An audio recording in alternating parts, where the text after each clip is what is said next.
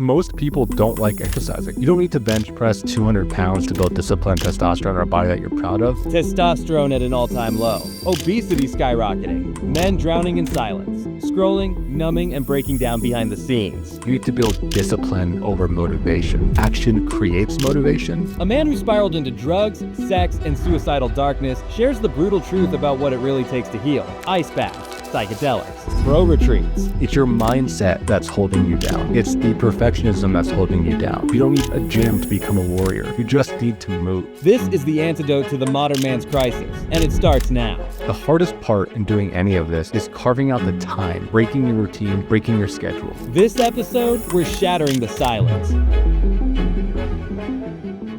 Have you ever wondered what masculinity even is in the modern era? Are you ready to move beyond the macho bully or the soy boy archetypes? I'm Marc Azoulay, and this is the Men's Therapy Podcast. Together, we'll explore how neuroscience, Jungian psychology, and Buddhist philosophy can transform your life, your marriage, and your business. Are you ready to deep dive into the minds of men? Let's begin.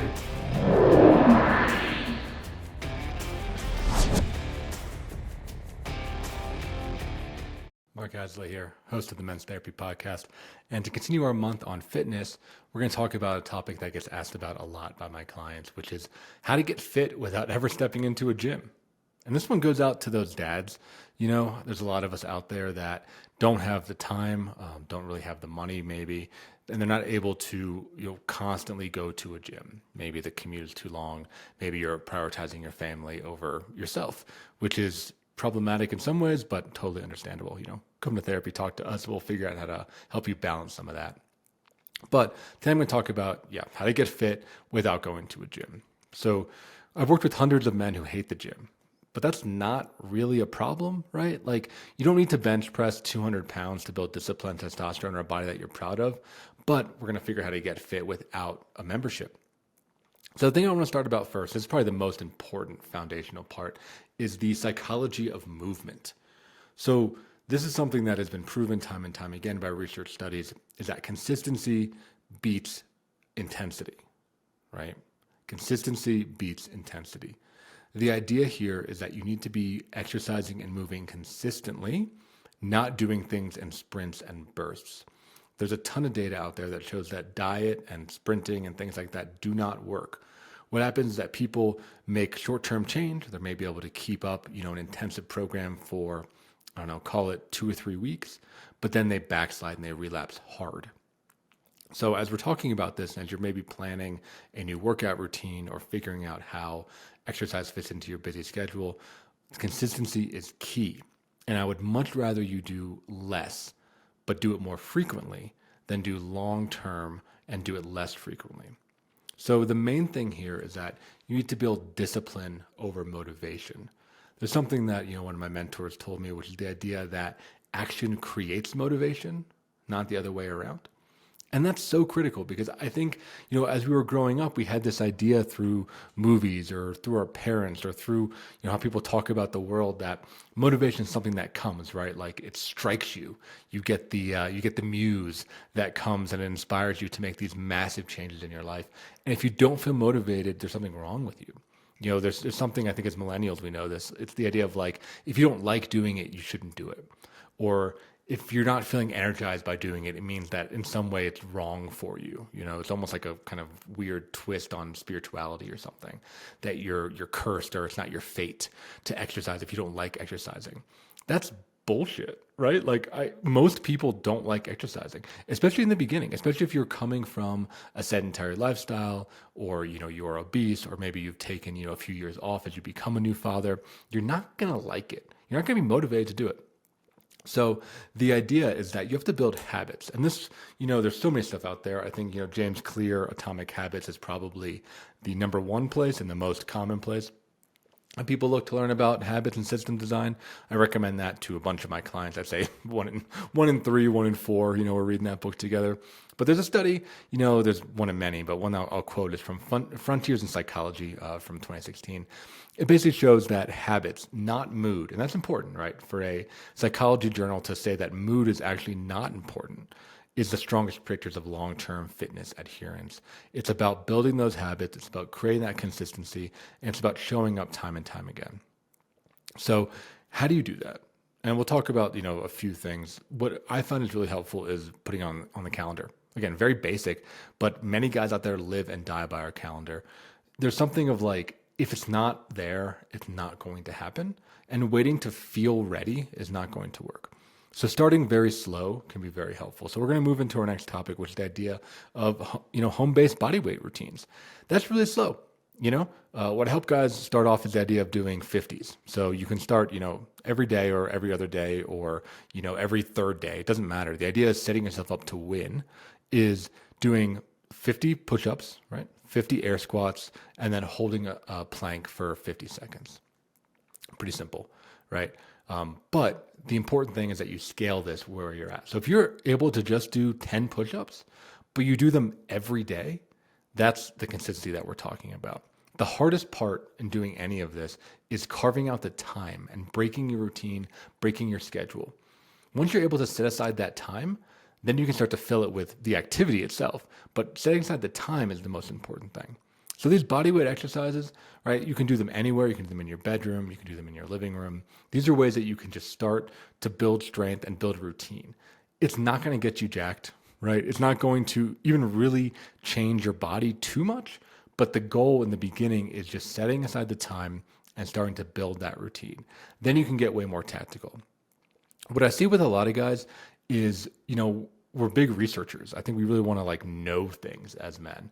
So we try to optimize what our exercise is going to be, but we never actually exercise. And I'm guilty of the same thing, right? Like I love watching a lot of fitness YouTube. I love, learning about the latest diet. I love tracking things, but it wasn't until actually pretty recently, call it 2 or 3 years ago, I started actually doing stuff consistently. So trying to jump on the next trend or the next fad isn't that helpful. What is helpful is just setting aside the time and doing something very, very simple. Again, just call it 50 push-ups, 50 squats, air squats, right? And then 50 seconds in a plank, right? You can maybe do that 2 or 3 times. So do that 2 or 3 times a week, and you're going to be loving life because you're just starting to break your routine and add in exercise. Then if you want to, go a little bit more, right? You can start doing progressive overload training. And you can use it again at home. So you can look at things like resistance bands. You can look at changing your tempo. So doing things, fast rather than taking as much time as you need. Doing things like where you're increasing your range of motion by adding different stretches or putting your body in kind of more compromising positions. There's so much of this stuff, online. I'd always recommend going to YouTube. There's so many classes you can follow that are in real time. There's also tons of content out there about what to do. But again, the most important thing is just do it at home. Do some basic body weight, get used to setting aside the time and building the habit. Next thing we're going to talk about that you can use at home is just your everyday movement. If you're someone that has a dog, right? You can walk the dog, as I'm sure you do, but you can add something like a rucksack or a weighted vest. You can change where you walk by going up and down hills. You can make sure that you are, going above and beyond when you're doing yard work, things like chopping wood or cutting down trees or, moving mulch. All these things are going to really build functional strength, and they're going to build your cardiovascular capacity without needing to set foot in a gym. This is one of those things, and you get kind of double man points for this, right? Because I think as men, we do respect guys that are able to functionally change your environment. We like those guys that are DIY people or people that are able to take care of their yard. So this is something where you can kind of really knock out two birds with one stone. Right? You can basically be doing these things where you're improving your household, you're getting up off the couch, and you're able to get a workout in. Have you lied? If you've probably heard of blue zones, it's these areas in the world where people live the longest. And they find that people there, they don't really go to the gym, right? They're doing their life. They're gardening, they're walking, they're carrying things, and they're moving with purpose throughout the day. They're able to have an active lifestyle rather than needing to focus on the gym. I'm here in Colorado, and something that we talk about and we love is our outdoors. So being able to get outside is also very critical, right? So, there's a study, from 2016 in the Hormone and Metabolic Research Journal, and they found that more sunlight increases more vitamin D, which increases testosterone production in men. So just getting outside can start to build that testosterone. If you're working out outside, you're going to have more bang for your buck, and you're going to be able to engage with things like natural terrain. So the more you go over natural terrain, and we're talking, again, hiking, climbing, walking the dog up and down hills, you're going to be activating your stabilizer muscles and you're going to be improving your proprioception, which is the idea of, coordination, basically, right? So nature forces your adaptation. It means that you're going to be building those micro muscles. And in some ways, that's better than a basic gym workout.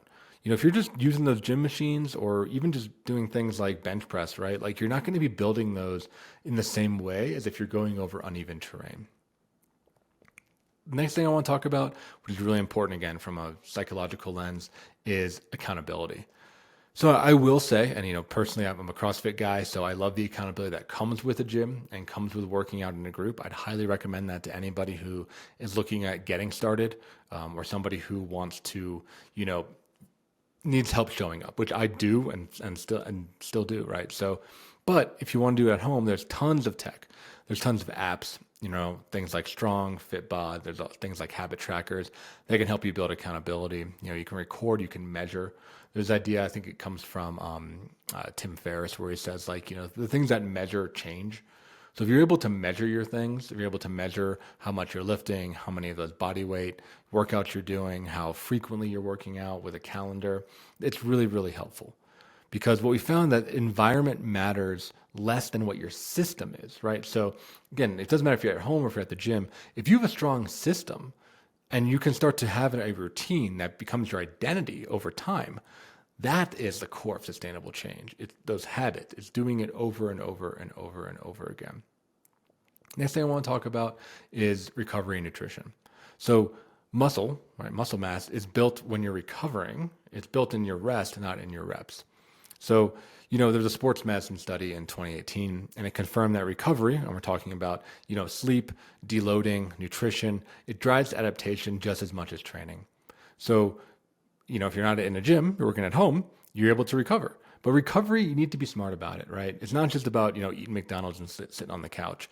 It's about, using things like a foam roller or a Theragun, that's kind of like massage guns. It's about doing light stretching. It's about, those deload weeks, like still doing your exercises, but doing less of them, eating well. That is what active recovery looks like. And again, there's so much stuff on YouTube you should check out around, routines and tools and technology. But think about an active recovery. Even after long days of work, there's times where I don't get to a workout, but I still want to do my recovery days because it helps me de-stress and helps me sleep. Also, making sure that your diet is on point, right?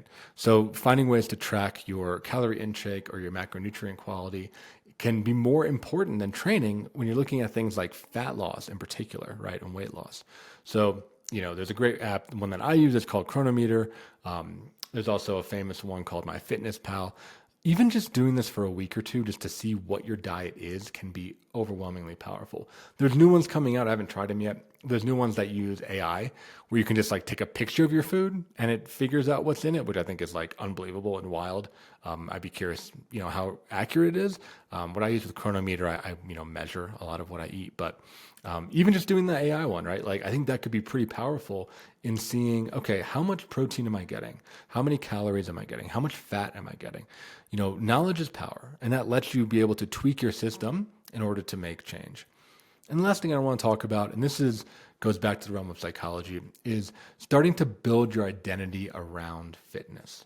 That's really important, right? I think as men, as animals, as humans, as mammals, right? We need to move. We need to be able to be effective in our world. We need to be able to lift things, move things, change our environment, protect our families. That becomes an identity thing. You don't have to be a gym rat. I know there's a lot of guys that are really turned off by that idea, or that they don't want to be an endurance athlete. They're scared of the idea or not attracted to the idea of, biking for, 100 miles or whatever. But start to figure out what identity works for you.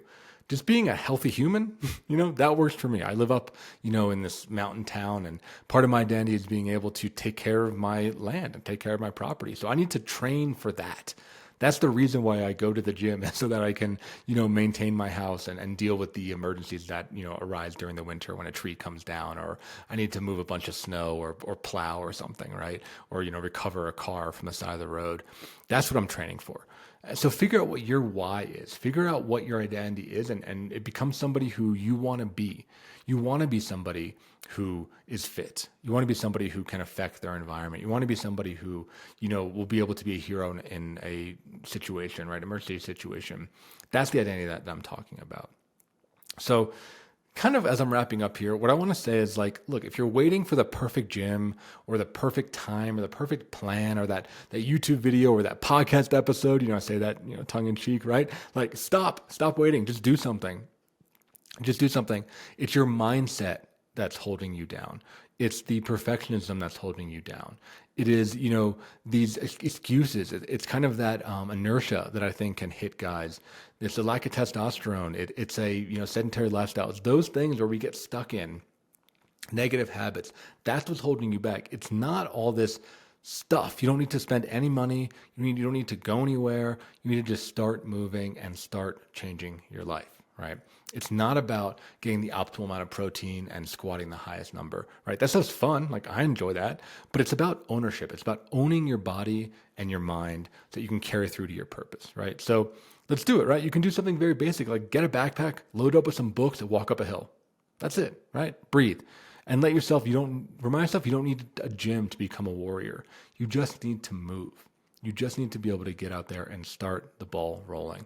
And if you need help with that, give us a call, right? Our therapists can help figure out what is getting in your way. They can break down any unconscious habits and behaviors that might be stopping you. We can figure out if there's any kind of trauma that's perhaps getting in the way. But really, we're going to be holding you accountable to get out there, move, and become strong. So thank you again for tuning in. Be sure to check us out at menstherapy.online for more content like this. We got a blog coming out that's going to have way more practical tips as well as links to a bunch of research. And again, you can always work with us or join one of our men's groups. That's always really helpful in building that accountability structure. So thank you again for tuning in, and we'll see you next week on another episode of the Men's Therapy Podcast. Thanks for tuning in. If you enjoyed today's episode, please subscribe and leave a review. And don't forget to visit menstherapy.online to learn more about the work that we are doing to support and inspire men. Until next time, keep moving forward.